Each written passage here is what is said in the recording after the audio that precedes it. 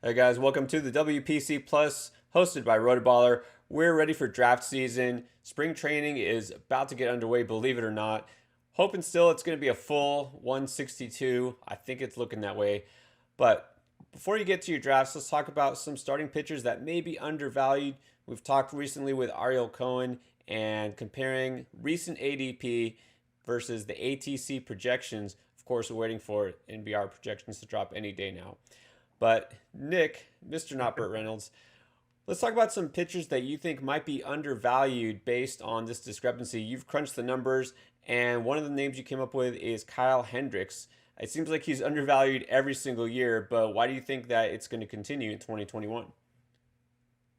Hendricks is one of he just keeps. I'm done questioning whether or not he's going to keep out pitching his peripherals. Like every year, he has a better ERA and better WHIP than his ERA evaluators say he should, and he just keeps doing it every year, and he just keeps trucking along and gives you a whole bunch of innings at a 3.5 or better ERA. And when I'll talk a lot of junk on these pitchers that are really reliant on to keep shiny ratios in order to hold their fantasy value because their strikeout rate is so low. And Kyle Hendricks is one of those, but I'm done doubting the ratios. Like he can. I'll take his low K rate. I know he's going to pitch a whole bunch of innings and give me a really solid ratio base. And in a short, not a shortened year, but in a year where it seems like a lot of pitchers are going to be on pretty tight leashes as far as their innings go, I don't have that concern with Hendricks. Yeah, and that's honestly one of the most underrated things, for a starting pitcher. It's not 2020, right? It's not going to be where it's a sprint. We can stop using that metaphor, right? It's not like, nobody's going to be pitching a ton of innings, but still, the fact that there's so few pitchers that even have the chance to get to 200 innings, he's projected right now for 192. That's huge. Just the fact that he's going to show up every fifth day, the fact that he can log a lot of innings. The thing is, you will have to kind of compensate for the strikeouts elsewhere. But still, there's something to be said for having, some guy who can keep those ratios down. Usually we say you chase the strikeout rate and hope the ratios stay low. In this case, you kind of have to reverse that thinking for a guy who's proven it, like you said. Now the opposite goes for Carlos Carrasco. With him, obviously, question mark as far as the innings pitched because, well, obviously he's had issues with leukemia and then had some health issues over the last few years. The strikeout rate is not an issue. He looked really sharp when he returned, but obviously the hope is that he holds up for the whole season. But right now, as it stands in his new environment with the Mets, doesn't look like it's going to be a detriment. He's projected by ATC to be the 51st overall ranked player. And as far as pitchers go, that would be 25th. No, I'm sorry, his ADP is 25th. He would be the 15th ranked pitcher. But do you think it's just the health concerns? Is that it? Do you think people are maybe concerned about the switch to the NL East? Because I don't think that should be a concern, but maybe the schedule is a little tougher because going from the Centrals division, right, the whole schedule is going to be back to normal. I mean, what do you think the concern is? Why is there a drop here for a guy who is a proven commodity? Yeah, I guess I guess it could be the schedule because people have kind of we've had a few months to process just kind of how bad the or how easy pitchers in the central divisions had it because the offenses were so bad, and that kind of may have propped some numbers up. But I don't know for Carrasco it's not like last year he was suddenly a lot better than he's always been. He was Carlos Carrasco again last year, and so there's no downgrade for me going to a better team, a team that is going for it as opposed to a team that's selling everything that's not nailed down in Cleveland. So you're not worried about I'm not worried about like a big decrease in win opportunities, and his ratios are fine. They were good again in 2020. ATC has him projected for a 3.60 ERA, and looking at his ERA evaluators from last year, that's right in line with his 3.65 xFIP and 3.91, a little bit higher on the Sierra. But I know what I'm getting with Carrasco. He's a solid performer. I'm not that. He says he's healthy on the leukemia front. I mean, he came back and pitched, which is just amazing. Uh, so yeah, he's going to a better team. There's no like warning flags in last year. For me, I think the biggest drop is that it's just he's kind of just a boring name. Like no one's going to claim that you won your draft after you've taken Carlos Carrasco, but he is just a solid year in and year out fantasy value. Yeah, I mean, you have to say it's kind of an ageism thing. I mean, it's true. He's been around. There's nothing exciting. I mean, maybe we've seen his ceiling, but his ceiling's pretty good. I mean, there's also some risk with a guy like, who's going right around him, like a Chris Paddock or someone like that. I think I'd rather prefer the safety of Carrasco. And that kind of same thing applies to Zack Greinke. We definitely know what we're getting with him. Also similar to Hendricks in the fact that, he's not going to strike out more than a batter per inning. He's more dependent on keeping those ratios nice and low, which he usually does. We did see a little step back, though, in the short 2020 season. I also feel like people are just expecting, the wheels to fall off completely. He realizes that he's one of the older pitchers in the league and then suddenly forgets how to pitch. I don't think that's going to happen. But I guess the question is, are you getting enough back from him? If maybe those ratios start to just inflate a little bit more closer to the league average. So right now, he is ranked, as far as pitchers goes, the 23rd ranked starting pitcher according to ATC. But he's going 41st. That seems like a pretty big discrepancy, especially early on. Is Greinke giving you enough in return? I think I've been pretty clear about where I stand on Zack Greinke. Going back to last year, like there's zero chance that I'm taking him. I the ratios are creeping up. He's very reliant on the fact that he's going to pitch a lot of innings, which is nice. We've talked about that.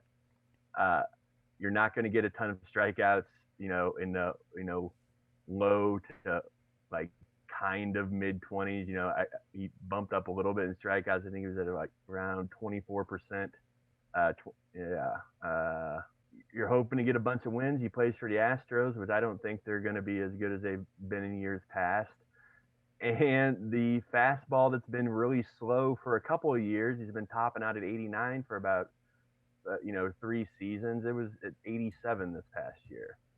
And there's a lot of risk in that profile when I'm relying on him getting wins, which I don't really like to rely on wins, and keeping his ratios below where the evaluators are saying he's going, then that's way too much risk for me. And I get the safety factor of Greinke, but I don't want to be like when your fastball is 87 miles per hour, like, and last year I think he had a career low home run per fly ball percentage. Like if when the wheels come off, the wheels can come off very fast when you have an 87 mile per hour fastball, and I don't want to be left holding the bag, for a couple of big blowups, and we're talking about is Zack Greinke done? Like I don't want to be that guy that's I'll draft him in that situation if he's like near ADP 200, but not where he's been taken now.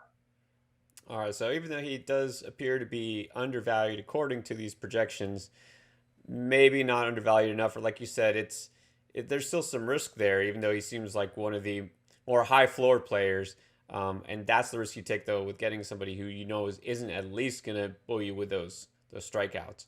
But then again, it's not like we're talking about Robbie Ray here or anything. So all right, but let's talk about another Astro, a guy that we really don't have a lot of data from. Jose Urquidy did have issues with COVID, and so we don't really have a lot to take away from last year's performance. But projections look pretty good heading into this year. He's going outside of the top 200 overall, so he's being drafted mostly everywhere, but he's not really being seen as a high priority. Now, ATC is fair amount higher, has him 169 overall ranking wise, but there's a huge standard deviation here, a large range of possible outcomes, 7.3. I know Ariel just did a really excellent article talking about that. So let's talk about Urquidy. What do you expect from him? Because, I mean, the Astros are going to need him in that rotation, especially with Verlander out. Is he a guy worth taking a chance on later in drafts? At his price, yeah. I mean, he's being taken at ADP of like 220, 225. That's not incredibly risky for some of your as you're filling out the back end of your pitching rotation. It's not really a question of stuff for me. It's I worry about like I worry about a lot of young pitchers is how much he will actually pitch. Uh, he had 30 innings pitched last year. He had 41 innings pitched in 2019. That's 70 innings in the past 2 years. That does not make me real optimistic that 150 innings plus is coming in 2021. So that's kind of where I'm at with Urquidy. I like the price though, and what ATC is projecting is not anything outrageous for him. A 1.22 WHIP and a 4.15 ERA. 130 strikeouts and 9 wins over 149 innings. The only thing I have problems with in that projection is the 149 innings. I think that's probably a ceiling, just how I kind of feel with all pitchers in that giant glob of like mid-20s young pitchers who don't have a ton of professional innings under their belt. So yeah, that's the only question for me. And if his draft price was 150, I'd be like, oh yeah, that's a hard pass just because I'm concerned about the innings. But at a 225 draft price, like yeah, even if I think he's only going to pitch 140 innings, like that's a fair enough price for what you're getting. Yeah, and actually, just for comparison, you talk about those young pitchers, kind of their mid 20s. Um, Talking about projected value at draft slot, right? He's projected right now $5.5 and the same as guys like Julio Urias, Sixto Sanchez, except that Urias is going 100 spots higher and Sanchez 80 spots higher. So when you look at it that way, Yeah. well, if you pass on one of those guys, then you could get supposedly, according to these projections, identical value a lot later on. So, you look at it that way, maybe that's more of a case though. I think the projections, or I should say the ADP perceived value for those other guys is maybe too high. I know that a lot of people are down on my boy Sixto. But anyways, let's finish with a reliever. Talk about Nick Anderson. I mean, I have a hard time with this because we have no idea how many saves he might get. We got Castillo in the mix, maybe Fairbanks. We have no idea ever what the Rays are going to do with their pitching staff. But we know the strikeouts are going to be there. Do you think that Nick Anderson is actually being undervalued? Yeah, so I do think he's undervalued. And looking at ATC thinks the same thing. They have him as the number 32 pitcher. Uh, Anderson's being drafted as pitcher number 59 according to ADP. And normally I am not this way. Like we've talked about a number of times. Like I don't like dealing with Tampa Bay voodoo when it comes to any sort of playing time issues and mixing and matching for depending on saves. I don't like messing with that stuff. But Anderson is a special case.